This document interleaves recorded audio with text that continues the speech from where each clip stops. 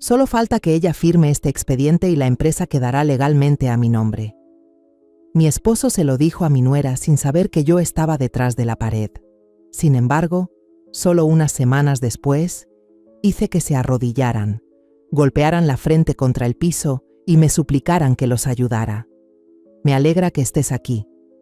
Quédate hasta el final de mi historia y cuéntame en los comentarios desde qué ciudad me estás viendo. Quiero saber hasta dónde ha llegado. No recuerdo bien cuánto tiempo estuve parada en esa habitación oscura, con el informe del detective en la mano. Cuanto más leía, más me quedaba helada. El nombre impreso en ese papel fue como una bofetada afilada directa a mi orgullo, no porque lo que vi me sorprendiera demasiado, sino porque tocaba lugares de mí que no sabía que aún sentían. Todo en mí se congeló. Mi primer instinto fue tirar ese expediente, fingir que nunca lo había sostenido. Pero luego entendí. Hay verdades que, quieras o no, tienes que mirarlas de frente. Todo empezó una mañana que parecía inofensiva. Ese día manejaba mi vieja camioneta, la que siempre uso para traer cosas del mercado, atravesando las calles conocidas de Coyoacán. En la guantera llevaba un frasco de mermelada de fresa que preparé la noche anterior, con la intención de llevárselo a Miranda, mi nuera. En las últimas semanas la había notado desanimada y pensé que un poco de dulzura podría alegrarle el día. Al girar por la calle angosta que lleva a la casa de Álvaro, mis ojos se detuvieron en una SUV gris estacionada justo frente al portón. Me quedé inmóvil, apretando el volante. Era el coche de Eduardo, mi esposo. Ese auto reluciente con un rayón pequeño en un costado, el mismo por el que lo regañé durante un mes porque no quería repararlo. Pero Eduardo me había dicho que estaba en Oaxaca supervisando una obra grande, que tardaría al menos 2 días más en regresar. Recuerdo perfectamente la llamada de anoche, su voz sonando por el altavoz mientras me decía que la obra estaba complicada y que debía quedarse para resolverlo. Entonces, ¿por qué su coche estaba aquí? Orillé la camioneta, con el corazón latiendo tan fuerte que parecía querer salirse del pecho. Algo no estaba bien, lo sabía. Tomé el teléfono y marqué a Álvaro. Contestó de inmediato, su voz elevándose entre ruidos de maquinaria. «Mamá, ¿qué pasa?» «Estoy en una obra en las afueras, un poco ocupado».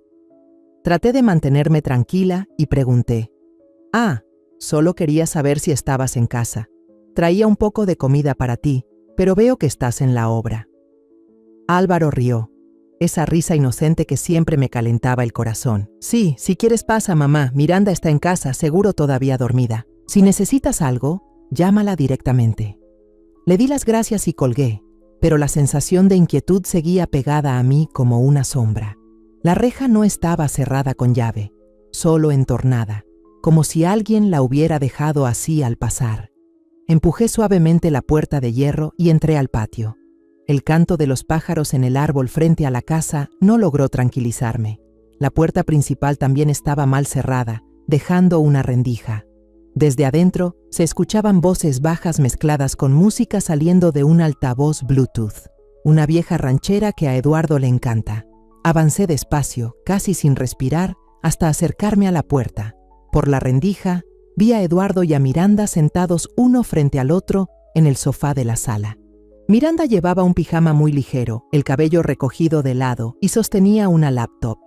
Eduardo vestía una camisa blanca con la corbata floja y no tenía nada del aspecto de alguien que viniera de una obra. Sobre la mesa, entre ellos, había un montón de carpetas gruesas, con unas cuantas hojas donde asomaba el logo de mi empresa. Fisconsa. A un lado, una botella de vino ya destapada, 2 copas llenas hasta la mitad, el rojo ondulando bajo la luz. Me quedé paralizada, sin atreverme a moverme. Sus voces se oían cada vez más claras, y cada palabra era como una puñalada directa a mi pecho. «Con que ella firme este último paquete de documentos», dijo Eduardo, con voz grave y firme. «La empresa quedará legalmente a mi nombre. Al fin y al cabo, yo soy cofundador. Fernanda confía mucho en mí, no sospechará nada». Recalcó la palabra confía como si fuera un chiste. Miranda torció la boca, tecleó algo en su laptop y contestó con frialdad. «Te mandaré la versión con las cláusulas de reparto. Que te quede claro, yo no trabajo gratis, Eduardo». Sentí como si la sangre se me helara. Estaban hablando de mí. Ella era yo, Fernanda, la que levantó Fisconsa desde cero tras la muerte de mi primer esposo, la que se casó con Eduardo y le dio el puesto de cofundador porque creía que lo merecía, la que consideró a Miranda como una hija, aunque a veces me sacaba de quicio con su pereza.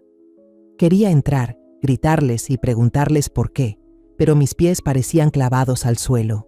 Eduardo soltó una sonrisa irónica, esa que antes me parecía encantadora y ahora solo me daba miedo. Ya te lo dije, tendrás tu parte si sabes mantener la boca cerrada. Retrocedí un paso, intentando controlar la respiración, pero Miranda no paró. Levantó la cabeza y lo miró fijo. ¿Cree que soy tan ingenua? Los vi en el Hotel La Merced hace 3 semanas. Su voz era cortante, como si guardara un secreto enorme. Eduardo cambió de tono al instante, más tenso. Cállate. Si eso sale a la luz, tanto tú como yo estamos acabados. Yo no lo sé, pero usted seguro que sí, respondió Miranda, cargada de sarcasmo. Tengo fotos suyas con la persona que se reunió. Si no me da al menos 4 millones de pesos, le diré todo a Fernanda. Me quedé pasmada, con la cabeza dando vueltas. ¿4 millones de pesos? ¿Qué estaban tramando a mis espaldas? ¿Quién era la persona con la que Eduardo se había visto? ¿Por qué se alteró tanto cuando Miranda lo mencionó? Ahí estaba yo, con las manos temblorosas, sujetando el teléfono con fuerza. Pero en un instante de descuido, el aparato se me resbaló, cayendo sobre el piso de mármol y haciendo un clac que retumbó en la sala. Las voces en la sala de estar se cortaron de golpe. Escuché el roce del sofá contra el suelo, luego pasos apresurados. Me agaché a recoger el teléfono, el corazón desbocado, y salí corriendo del patio directo a mi coche. No me atreví a mirar atrás, solo pisé el acelerador con fuerza. Por el retrovisor, alcancé a ver a Miranda en la entrada, mirándome, aunque no estaba segura si me había reconocido. Tenía la cabeza embotada, las frases de ellos repitiéndose como una cinta dañada. Eduardo, el hombre en quien confié durante 10 años, a quien le entregué mi corazón y mi empresa. Miranda, la chica con la que cociné, a la que enseñé a hacer mermelada de fresa, la que pensé sería parte de mi familia. ¿Qué estaban planeando? ¿Y por qué yo, a la que llamaban ella, como si solo fuera una pieza en su juego? Conduje de regreso a casa, con las manos aún temblando en el volante. Al llegar, me senté en la sala, el frasco de mermelada de fresa todavía en la bolsa, sin haberse entregado. El teléfono vibró y en la pantalla apareció el nombre de Eduardo. Dudé un momento y luego contesté. Su voz sonó tranquila como siempre. Acabo de terminar en Oaxaca. La obra está bien. Mañana vuelvo, ¿sí? Tragué saliva intentando que mi voz no temblara. Sí, regresa con cuidado. Luego colgué, sin decir nada más. Me quedé allí, en la casa que alguna vez creí un hogar, sintiendo que todo a mi alrededor se desmoronaba. Esa noche, me quedé sola en el despacho de la casa, con la luz tenue del escritorio iluminando el desorden de papeles frente a mí. Ese cuarto había sido el lugar donde Eduardo y yo planeábamos juntos para Fisconsa, cuando nos quedábamos hasta tarde hablando de proyectos de construcción y bromeando sobre el sueño de convertir la empresa en un legado. Ahora, solo me asfixiaba. Abrí la laptop y entré al sistema de cámaras de seguridad de la empresa. Mi cabeza todavía no podía procesar lo que había escuchado esa mañana en casa de Miranda. Moví la barra de tiempo en la pantalla, buscando grabaciones de la semana pasada, especialmente cuando Eduardo estaba en la oficina. El resultado me heló. 3 veces en la semana, Eduardo se había reunido a solas con Miranda en la sala de juntas pequeña, donde no había cámaras. Cada encuentro duró al menos 1 hora, y el más reciente fue hace 2 días, cuando me dijo que estaba en la obra. A la mañana siguiente, me levanté más temprano de lo habitual. Aún no amanecía del todo, pero ya no pude volver a dormir. Conduje hasta la empresa, atravesando las calles vacías de Ciudad de México. La oficina de Fisconsa estaba en la zona financiera, un edificio de 3 pisos con fachada de cristal reluciente que antes me llenaba de orgullo. Hoy solo me pesaba. Entré antes del horario laboral, cuando los pasillos estaban vacíos. En lugar de ir a mi oficina, me fui directo y con cuidado a la de Eduardo. Casi nunca había hecho algo así, revisar las cosas de mi esposo, pero después de lo que escuché, no me quedaba otra opción. La caja fuerte de Eduardo estaba en la esquina, oculta tras un cuadro en la pared.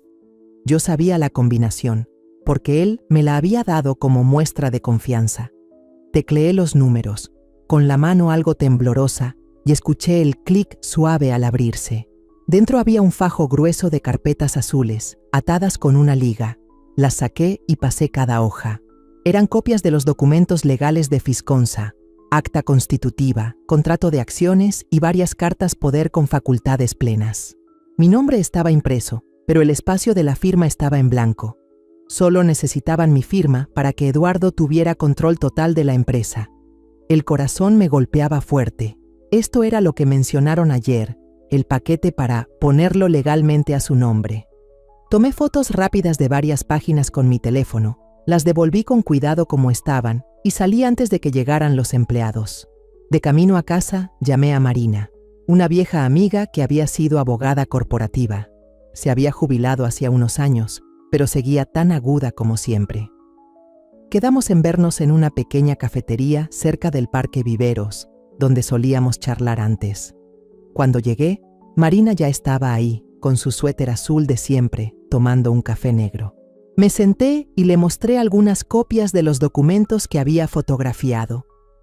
No le conté toda la verdad, solo que había encontrado unos papeles raros en la oficina de Eduardo y quería que los revisara.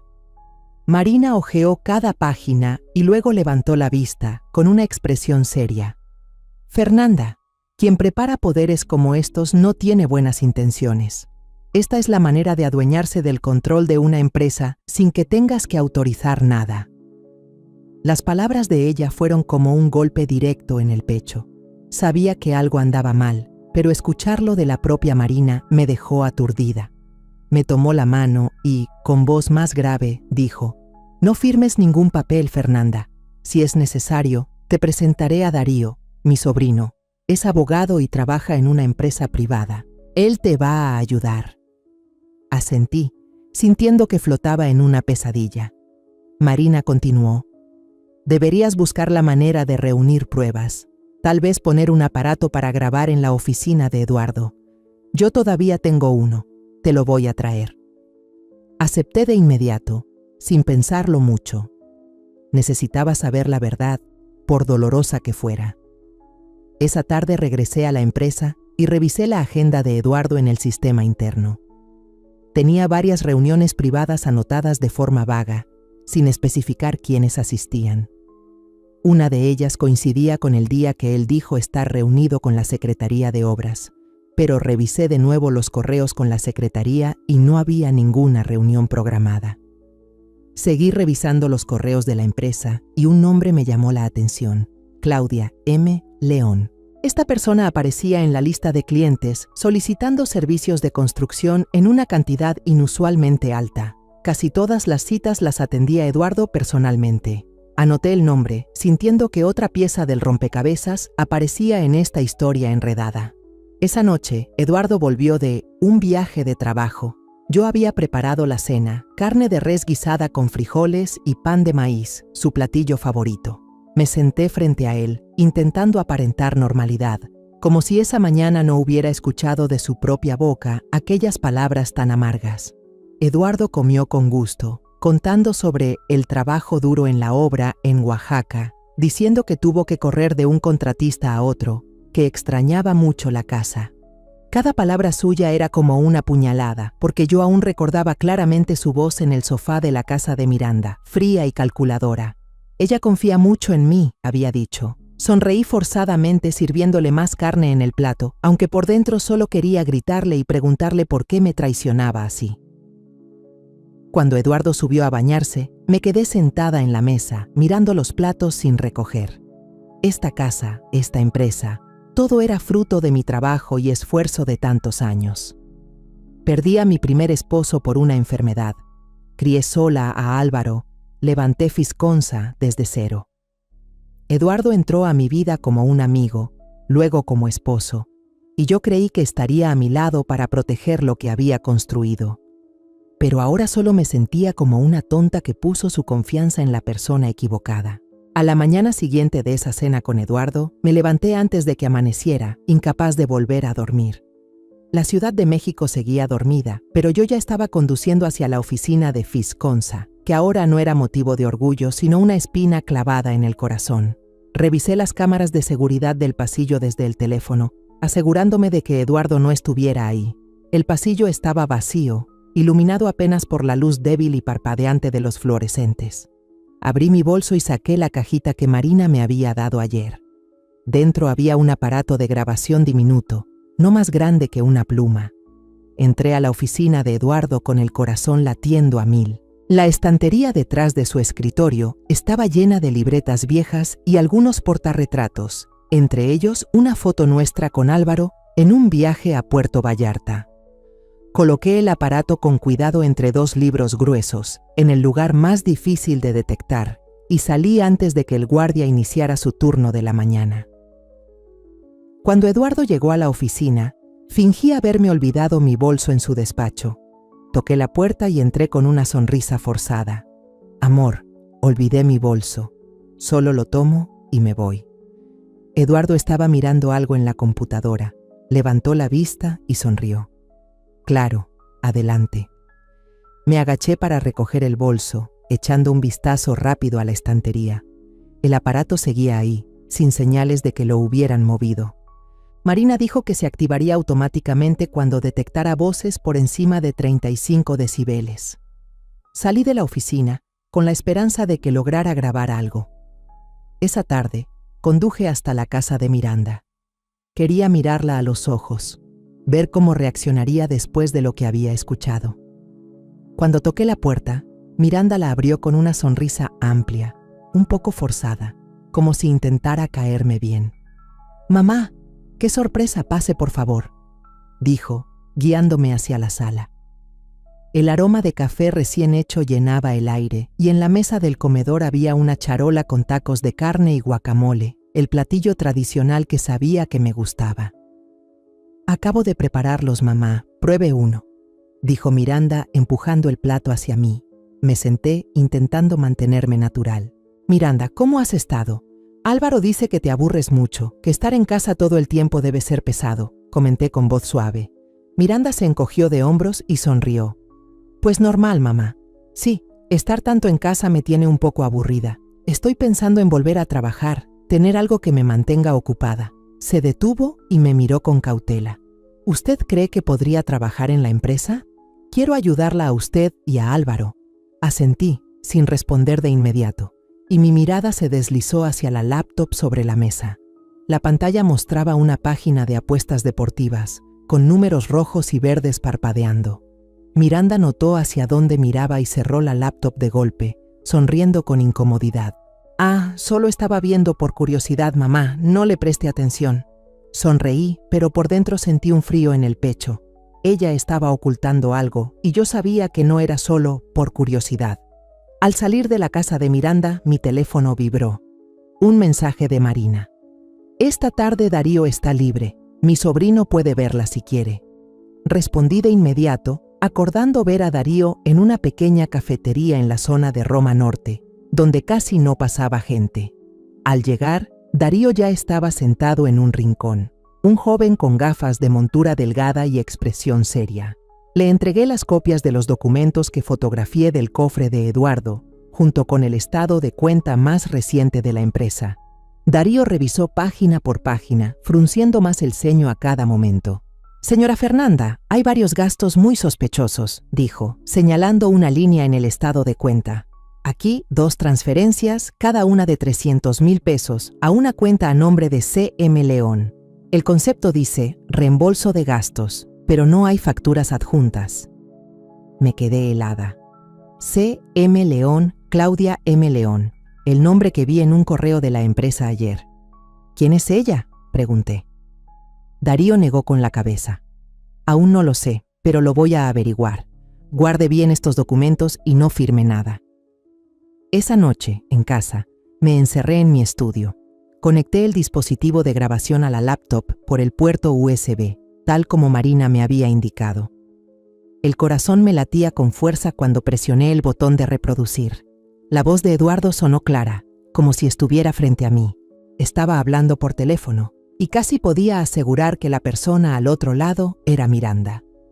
Si no firma, pasamos al plan B, aprovechar la inestabilidad emocional, con un certificado del médico, dijo Eduardo con frialdad.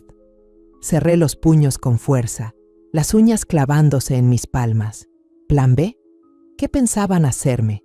Miranda respondió con tono áspero, siempre y cuando reciba mi parte tal como prometió. No estoy jugando, Eduardo. Luego Eduardo continuó, en voz más baja. Claudia ya se está impacientando. Ella cree que yo ya tengo al menos 10 millones, Claudia. Ese nombre era como una daga clavándose directo en mi curiosidad. Así que ella realmente estaba involucrada en esta conspiración. Detuve la grabación, con las manos temblando. La copié en una USB en mi teléfono y envié una copia a Marina por correo electrónico encriptado, tal como ella me indicó. Me quedé ahí, mirando la pantalla de la laptop, sintiendo que el mundo entero se derrumbaba. Eduardo, el hombre con quien me casé, con quien compartí todo, estaba planeando destruirme. Miranda, la chica a la que había considerado como una hija, le estaba ayudando. Y Claudia, un nombre desconocido pero claramente con un papel importante en este juego sucio. No sé cuánto tiempo estuve sentada, solo sé que cuando me levanté ya era de noche, y todavía no tenía idea de cómo enfrentar lo que me esperaba. A la mañana siguiente llegué temprano a la oficina, con un fajo de papeles que fingí necesitar que Eduardo revisara. En realidad, solo quería una excusa para entrar a su oficina otra vez, con la esperanza de encontrar más pistas. La oficina de Eduardo estaba como siempre, ordenada hasta el punto de resultar fría, con un escritorio de roble y un cuadro de la primera obra de Fisconza colgado en la pared. Puse el fajo de papeles sobre la mesa mientras mis ojos recorrían el lugar. En una esquina del escritorio estaba la libreta negra de cuero que él siempre llevaba.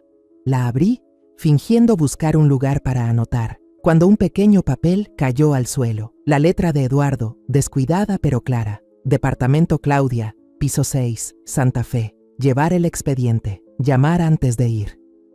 Me quedé paralizada, sosteniendo ese papel como si fuera una bomba. Claudia. Ese nombre volvía a aparecer, ahora con una dirección específica.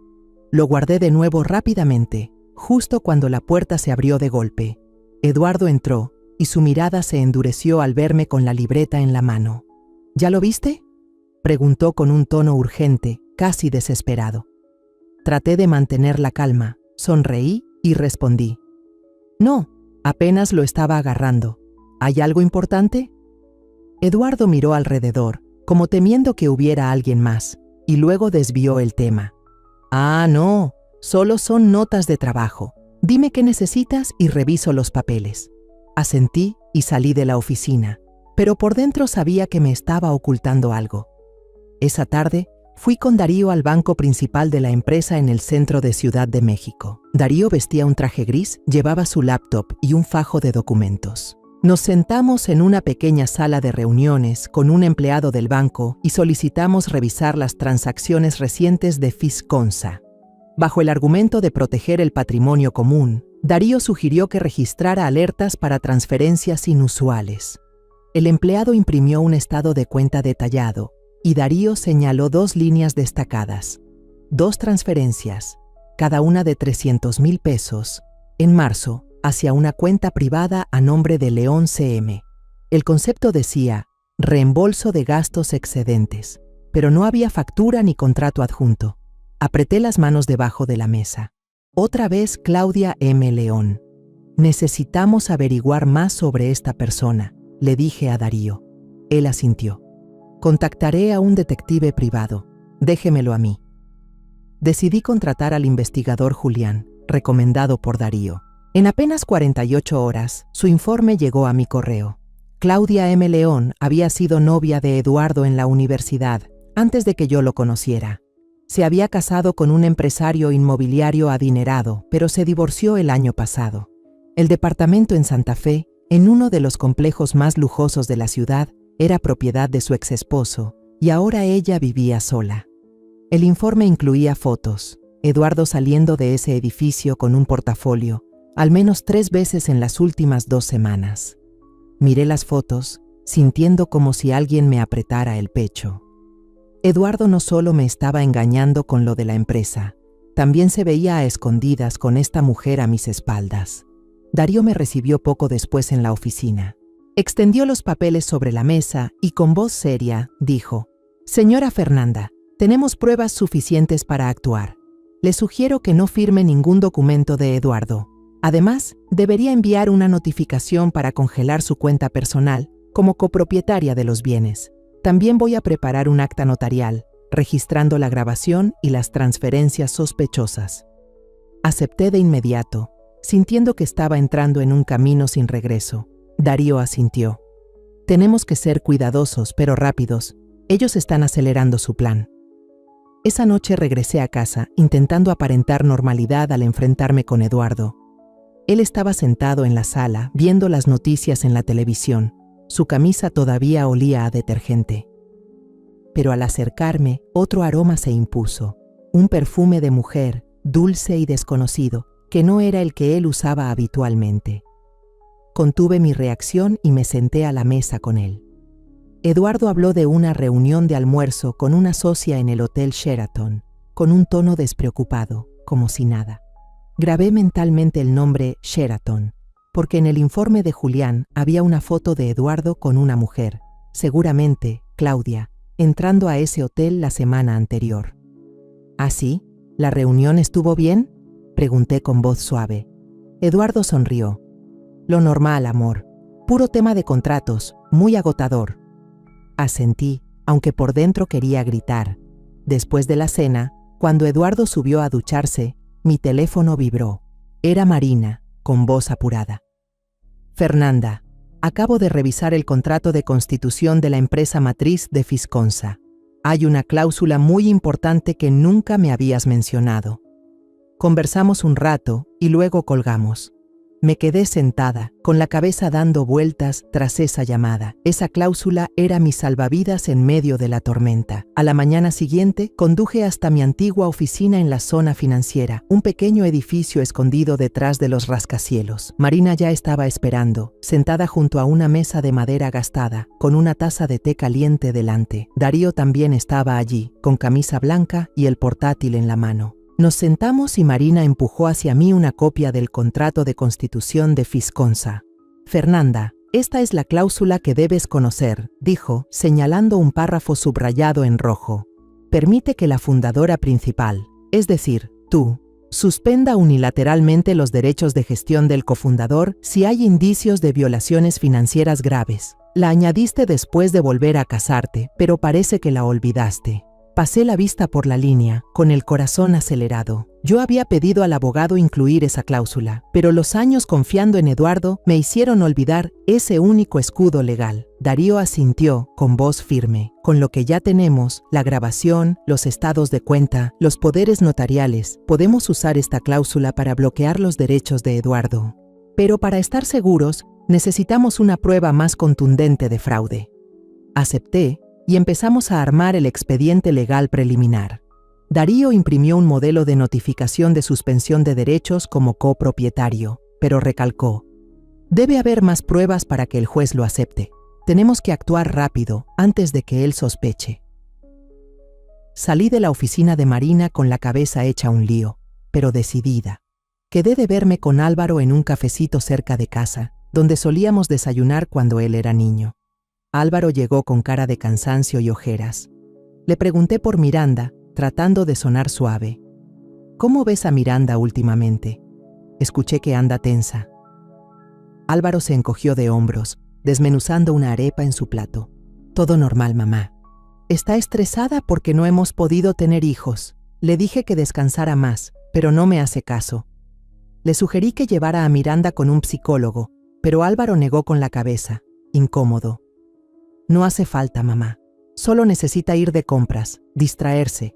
Le di una tarjeta a su nombre. A veces le transfiero dinero para que gaste». Fruncí el ceño. «¿Todavía puedes acceder a esa tarjeta?». Álvaro asintió, pero dijo que hacía tiempo no revisaba. Le pedí ver el historial de movimientos y de mala gana abrió la app del banco en su celular. Cuando apareció la pantalla, los dos nos quedamos helados. Una transferencia de casi 300,000 pesos la semana pasada a una cuenta desconocida. «¿Qué es esto?», murmuró Álvaro con la voz temblorosa. ¿Tanto dinero solo para compras? Estaba por llamar a Miranda, pero lo detuve. No, Álvaro, deja que yo averigüe. No digas nada todavía. Tomé una captura de pantalla de la transacción y se la mandé a Darío. Luego me despedí de Álvaro pidiéndole que se mantuviera tranquilo. Darío me devolvió la llamada de inmediato, con voz apurada. Señora Fernanda, esos 300,000 pesos fueron directo a la cuenta de un sitio famoso de apuestas deportivas. Ya verifiqué. Esa página tiene historial de lavado de dinero. Apreté el teléfono con fuerza, recordando la pantalla de la laptop de Miranda el otro día. Apuestas. No solo me traicionaba, también estaba metida en algo más peligroso de lo que imaginaba. Esa noche decidí ir a la casa de Miranda sin avisar. Toqué la puerta y ella abrió, algo sorprendida. «¿Mamá? ¿Qué hace aquí tan tarde?» Sonreí y entré. Solo quería pasar a saludar. Pero en ese momento vi a un hombre desconocido, con chaqueta negra, entregarle a Miranda una bolsita de papel. Se fue rápido en una moto antes de que pudiera preguntarle algo. Miranda, nerviosa, sonrió forzada. «Ah, es solo un amigo que me devolvió un dinero que me debía hace tiempo. No se preocupe». Asentí, sin creerle una palabra.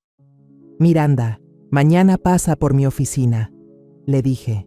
«Quiero hablar de un tema de trabajo en específico». Ella me tomó la mano, agradecida, con los ojos brillando como si pensara que le iba a dar un puesto en Fisconsa. Cuando me disponía a salir, Álvaro salió de la casa y se sentó en la banca del patio, con un cigarro encendido en la mano. Me quedé helada, nunca lo había visto fumar. «¿Álvaro?», lo llamé. Se sobresaltó, apagó el cigarro y me llevó a una habitación, cerrando la puerta. Con voz baja y tensa me dijo: «Mamá, la verdad es que sé que algo anda mal. Escuché a Miranda hablando por teléfono. Alguien la estaba amenazando por una deuda. Le pregunté, pero me dijo que no era nada. Me da miedo que si escarbo más, todo explote». Lo miré a los ojos y pregunté directo: «Si Miranda me traiciona, ¿de qué lado estarías?». Álvaro bajó la cabeza, en silencio. Ese silencio fue como una puñalada. Era mi hijo, pero no podía elegir entre su madre y su esposa. Salí de la casa de Álvaro con un dolor que no tenía nombre. De camino a casa, llamé a Darío y le mandé la captura de la transacción. «Tenemos más pruebas», le dije. «Miranda no solo está ligada a Eduardo, también a apuestas ilegales». Darío asintió con voz firme. «Señora Fernanda, con lo que tenemos voy a preparar el expediente para activar la cláusula de suspensión de derechos de Eduardo. Pero debe estar lista. Esto no será fácil, sobre todo con Álvaro». Asentí, aunque él no podía verme. Sabía que el enemigo no estaba solo afuera, también estaba dentro de mi propia familia. Pero no iba a dejar que me quitaran lo que construí. Jamás. A la mañana siguiente, entré en la sala de juntas de Fisconsa, donde el consejo de administración me estaba esperando. La luz que entraba por las ventanas grandes iluminaba la mesa de madera larga, la misma en la que solía sentarme con Eduardo para trazar los grandes planes de la empresa. Hoy estaba allí como fundadora, con la voz firme, aunque el corazón me latía con fuerza. «Declaro la suspensión temporal del derecho de Eduardo para firmar contratos», dije, mirando directamente a cada rostro en la sala. «De ahora en adelante, todo contrato deberá pasar por mi aprobación directa, tal como lo establece el contrato de constitución de la empresa». Algunos murmuraron, pero nadie se opuso. Eduardo no estaba presente. Esa mañana me envió un mensaje diciendo que estaba de viaje de trabajo en Querétaro. Yo sabía que solo era una excusa. Esa tarde me reuní con Miranda en la oficina, tal como le había dicho la noche anterior.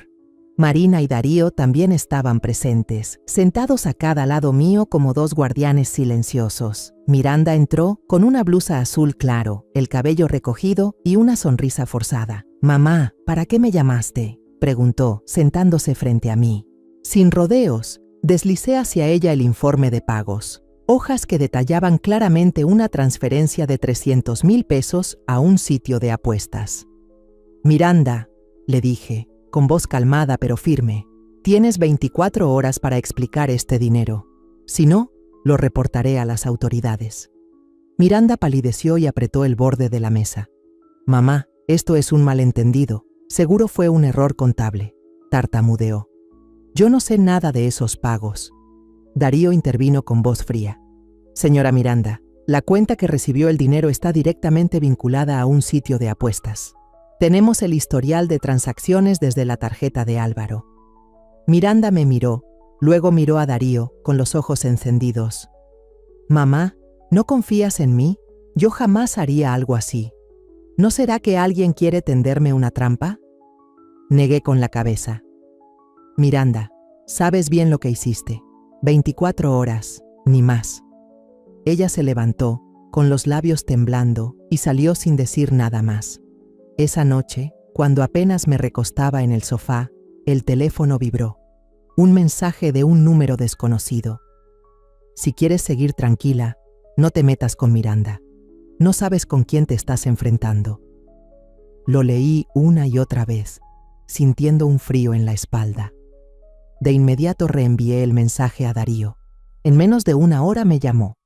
Ese número es de un chip desechable, pero fue activado el mismo día que una cuenta secundaria de Miranda.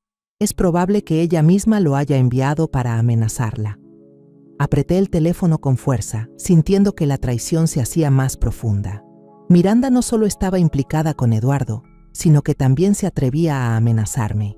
Ya entrada la noche, el teléfono volvió a sonar. Era Eduardo. Su voz sonaba apresurada y distante. Fernanda, ¿es cierto que me quitaste el derecho de firmar contratos? ¿Qué está pasando? Respiré hondo y respondí sin ocultar nada. Porque la empresa necesita protegerse de personas que ya no son de fiar. Eduardo guardó silencio unos segundos y luego dijo con tono duro: Estás equivocada. Mañana regreso y hablamos. Colgué, sin querer escuchar más mentiras. A la mañana siguiente, el detective Julián me citó en una cafetería cerca de la empresa. Me entregó una carpeta y con voz grave dijo: Claudia León está detrás de 2 empresas satélite, Gemavision Media y Obras y Proyectos León. Estas reciben dinero de Fisconsa a través de contratos falsos. El informe incluía fotos de Claudia y Eduardo reunidos en un bar, junto con copias de las transferencias desde la cuenta de la empresa hacia esas compañías. Le agradecí a Julián y llevé todas las pruebas a la oficina de Darío. Él revisó todo y asintió. Con lo que tenemos, la grabación, los estados de cuenta y este informe, lo presentaré hoy mismo ante la Autoridad Fiscal y la Comisión de Supervisión Empresarial del Estado. Esa tarde, yo estaba en la oficina cuando Eduardo empujó la puerta y entró, con la cara roja y la voz casi gritando. Fernanda, necesitamos hablar ahora. Estás arruinando todo. Golpeó la mano contra el escritorio con los ojos encendidos. Yo me senté enfrente, mirándolo directo, con voz tranquila. No, Eduardo, apenas estoy empezando a arreglar lo que tú te empeñaste en destruir. El enfrentamiento con Eduardo ocurrió ahí mismo, en la sala de juntas de Fisconsa, donde la luz de la gran ventana se reflejaba en los fríos cristales. Él estaba de pie en la cabecera de la mesa, con las manos apoyadas con fuerza sobre la madera, casi gritando: Fernanda, tienes que cancelarla. Orden de congelar mis cuentas ahora. No tienes derecho a hacer eso. Yo me quedé enfrente, con la mano apoyada suavemente sobre el fajo de documentos delante de mí, mirándolo a los ojos. Eduardo, dije con voz tranquila pero cortante, ya lo sé todo. Las transacciones turbias, los documentos falsificados, el dinero que iba a parar a los bolsillos de Claudia. Tú y Miranda planearon quitarme Fisconsa.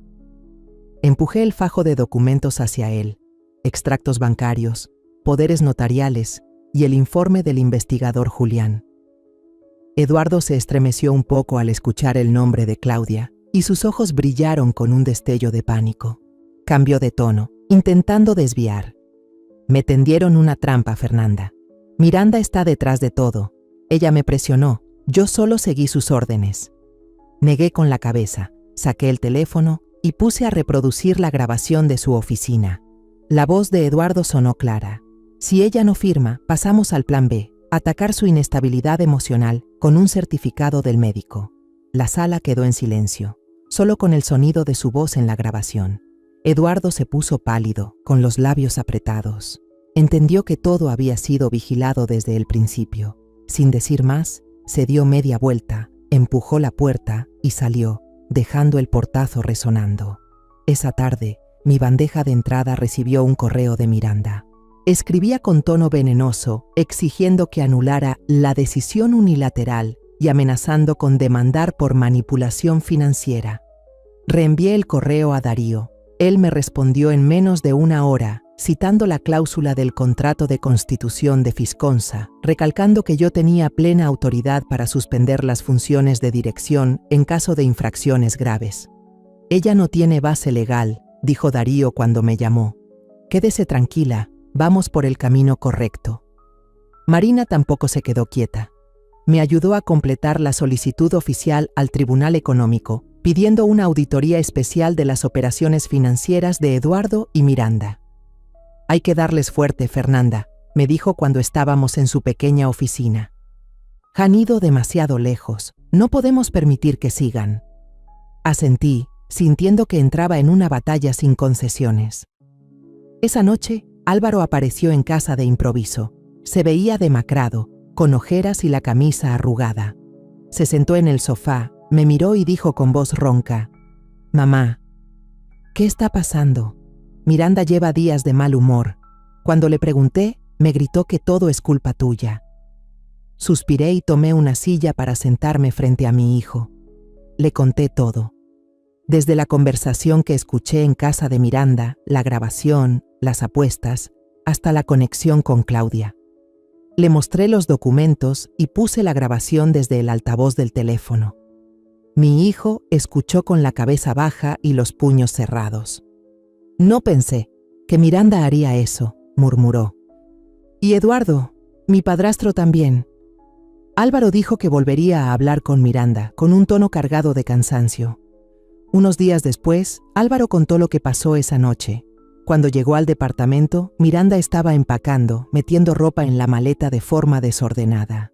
Ella lo miró con desdén. «Tú desconfías de mí, ¿verdad? No puedo vivir con alguien que no confía en mí». Álvaro trató de mantener la calma y le preguntó por los 300,000 pesos transferidos a la página de apuestas. Miranda no lo admitió, pero tampoco lo negó. Solo respondió: «Si llegué a este punto es porque nadie me dio otra opción». Luego jaló la maleta y se fue, dejando a Álvaro de pie en el departamento vacío. Al mismo tiempo, el detective Julián envió otro informe. Me entregó un video corto que mostraba a Eduardo y Claudia discutiendo en el pasillo del departamento de ella en Santa Fe. Claudia, con un vestido rojo ajustado, le apuntaba con el dedo a la cara a Eduardo, hablando con voz chillona. «Tú prometiste conseguir al menos 10 millones antes de septiembre. ¿Y ahora qué? Fernanda sospecha y tú no has hecho nada». Eduardo le contestó con voz dura: «Cálmate, si arruinas esto, los dos estamos perdidos». Claudia soltó una risa sarcástica. «¿Perdidos? Yo no pierdo nada, Eduardo. ¿Y tú? Ella te va a dejar en la ruina». El video terminó, pero cada palabra quedó grabada en mi cabeza. Darío y yo recortamos el video, editamos de nuevo el expediente de denuncia. Agregamos las nuevas pruebas y lo enviamos a la Comisión Nacional de Supervisión Financiera. Esa misma tarde recibí una notificación del Banco Central. La cuenta empresarial subsidiaria de Fisconsa estaba sujeta a una auditoría especial. También se congeló la cuenta personal de Claudia por movimientos de dinero sospechosos. Sentada en mi oficina, mirando el montón de documentos frente a mí, supe que el plan de ellos se estaba derrumbando en cadena.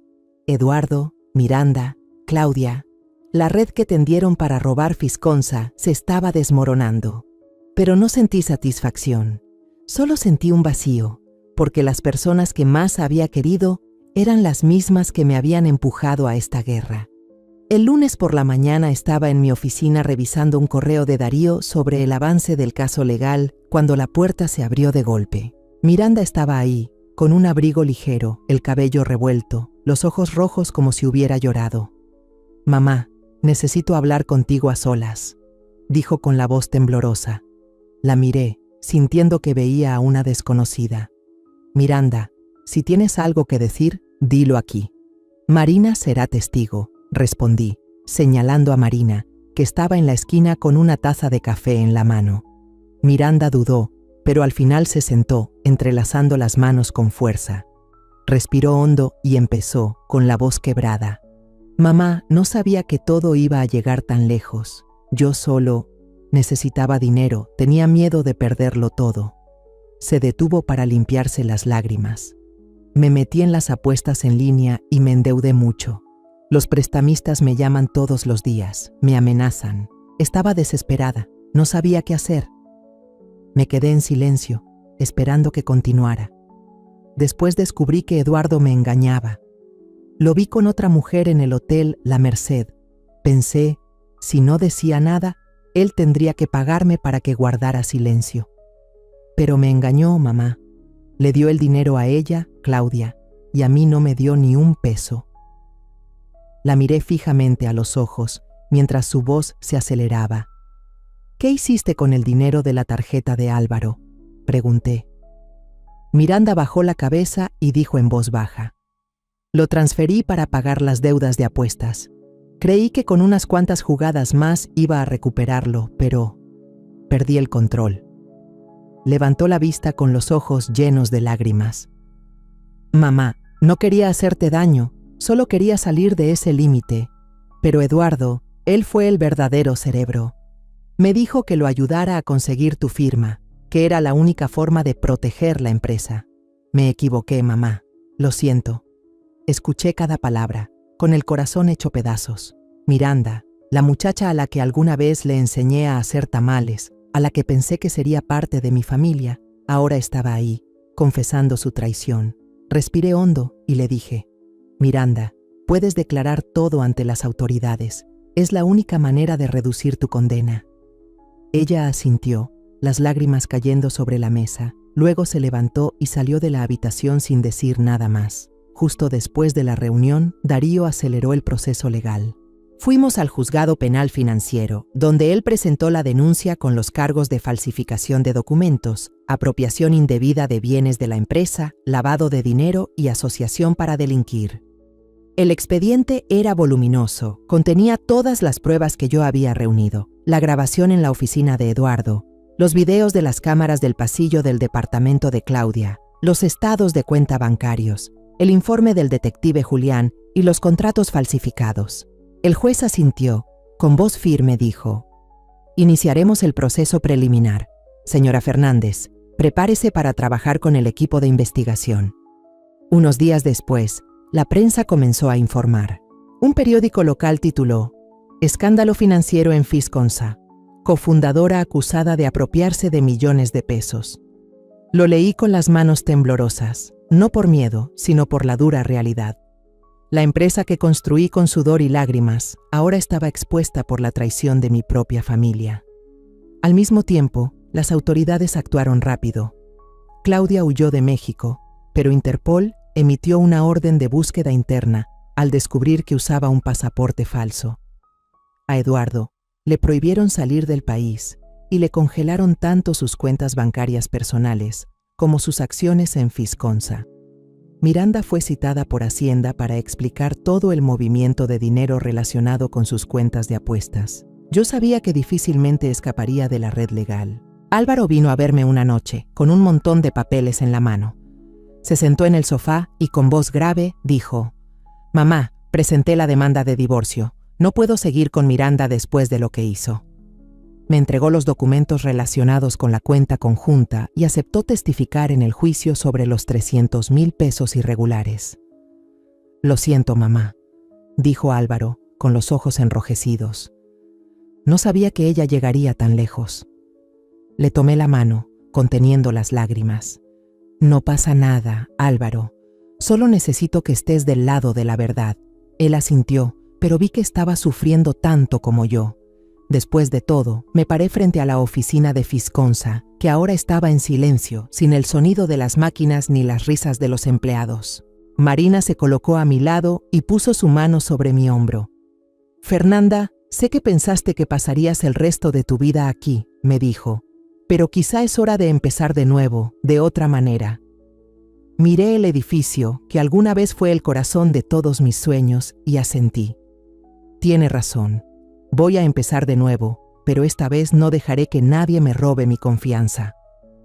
Me di la vuelta, salí por la puerta y el atardecer rojizo se extendía por las calles de la Ciudad de México. No sabía qué me deparaba el futuro, pero sí sabía que había arrancado la máscara de los traidores.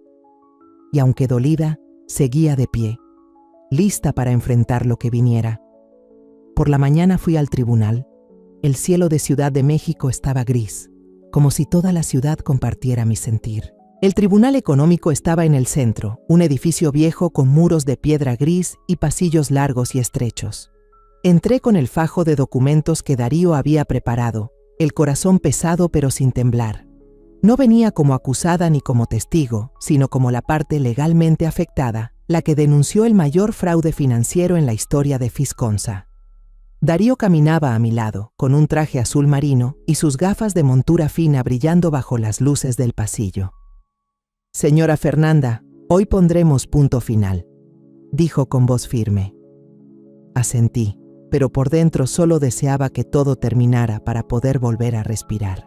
En la sala, Darío se levantó y presentó el expediente con 3 acusaciones clave: fraude y falsificación de documentos corporativos, transferencias ilegales a través de empresas fantasma y abuso de confianza para apropiarse de bienes de la compañía.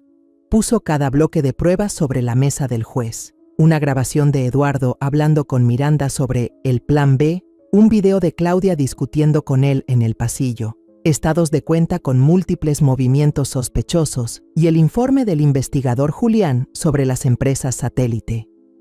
El juez, un hombre de mediana edad con mirada fría, revisó cada hoja y asintió. «Señora Fernández», dijo, «ampliaremos la investigación. Usted ha entregado pruebas muy contundentes». Me quedé sentada, escuchando, sintiendo como si me hubieran quitado una piedra del pecho.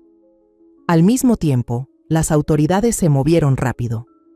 La policía aseguró 2 empresas satélite creadas por Eduardo a nombre de Claudia, Gemavision Media y Obras y Proyectos León. Darío me avisó que también se habían embargado los departamentos de Claudia en Santa Fe y Querétaro. El de Santa Fe, donde Eduardo se aparecía a escondidas, ahora tenía cinta de seguridad y la puerta cerrada. Imaginé a Claudia, con su aire altivo y su vestido rojo, enfrentándose ahora a las consecuencias. La noticia corrió por la prensa. Amante secreta del cofundador de Fisconsa extraditada desde Panamá en escándalo de 20 millones de pesos. Leí el titular en mi teléfono sin sentir satisfacción, solo un vacío. Claudia fue detenida en el aeropuerto de Tocumen, Panamá, cuando intentaba escapar con un pasaporte falso. Interpol la había seguido desde que salió de México. Las fotos de su extradición, con el cabello revuelto y esposada, aparecieron en todos los diarios. La miré, tratando de encontrar algún recuerdo de la mujer que había sido novia de Eduardo, pero solo hallé un hueco.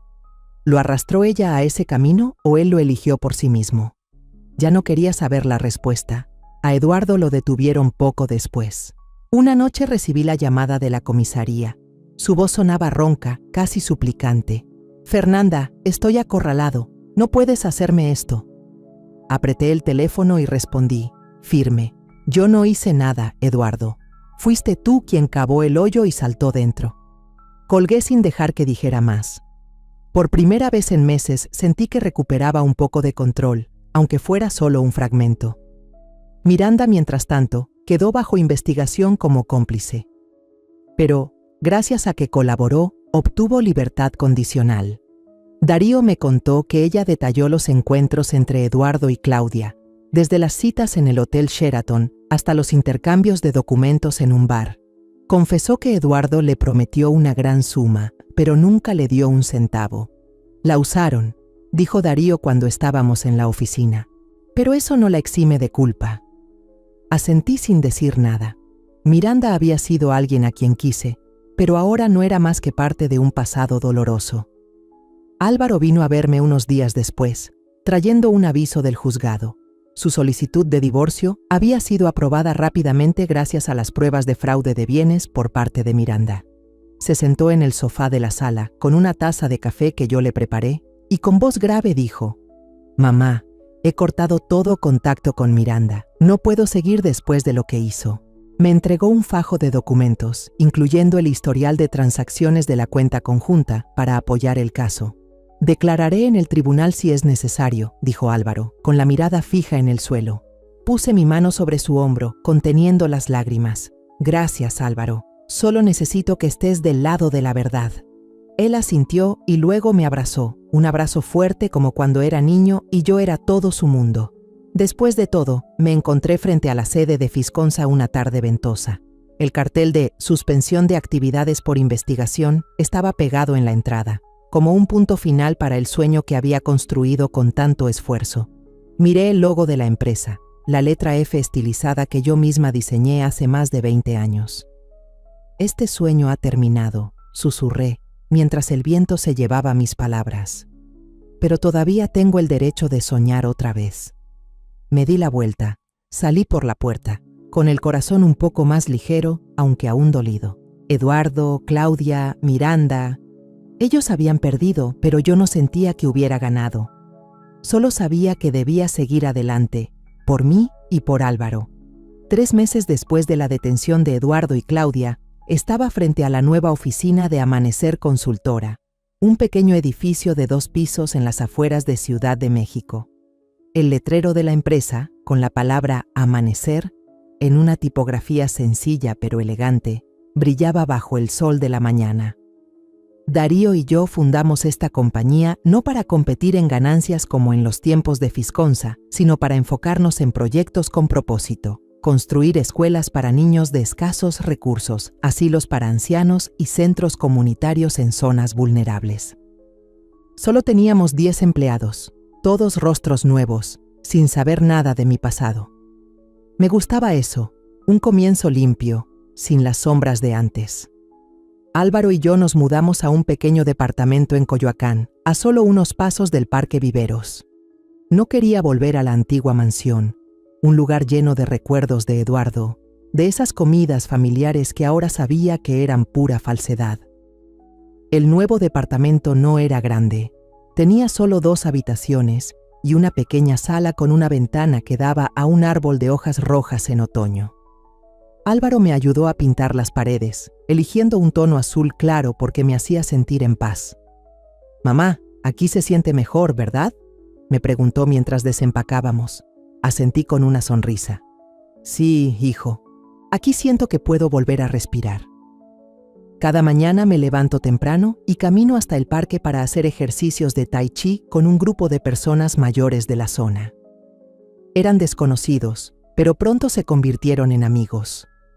Entre ellos, me hice muy cercana a doña Lupe, una exmaestra de primaria que enviudó a los 30 años.